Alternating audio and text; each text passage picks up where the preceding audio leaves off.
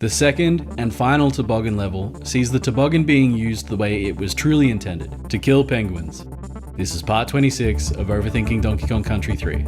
Just kidding, there are no penguins in this level. But seriously, while I prefer Demolition Drainpipe to Tearaway Toboggan, this is clearly the level that inspired the toboggan asset. This time around, instead of talking about it, I think I just want to show you. This level flows so well and is utterly unique in the pool of minecart levels, the obvious difference being no tracks, but it goes beyond that. While you might be on a set path, there's a degree of freedom that even Demolition Drainpipe didn't have. There's also a bigger emphasis on taking out or avoiding enemies that the other levels don't have.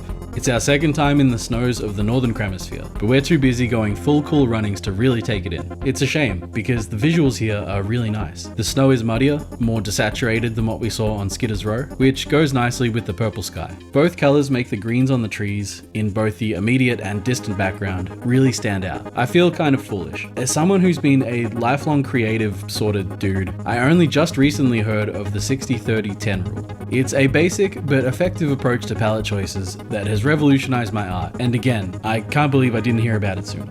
The reason I'm bringing it up is because I think the art guys behind DKC3 knew about this rule, and Tearaway Toboggan is a great example of it. It goes 60% of the image should be one color, with 30% as the main complementing color and 10% as an accent. So yeah, it's not perfectly split at those ratios, but you can clearly see the division of white with purple and green as the accent here. And it's not supposed to be hard ratios, but more like a guideline. All three snow levels have great weather effects, almost on par with the snowstorm seen over Snow Barrel Blast and Ice Age Alley. But unlike in DKC, the weather effects here don't seem to be anything more than icing, no pun. Just a nice effect to give the levels a bit more energy. They don't need to be anything more than that either. Also, the sky looks pretty cool. Maybe K3 had an element of tourism itself, and this toboggan run was the draw. I mean, the level's a bit of a gauntlet, and there's more than a couple pits where tourists would fall to their death, but I don't know. My first thought was that this run was the main method of transportation from the cliffs to the next section of K3, but that just seems silly.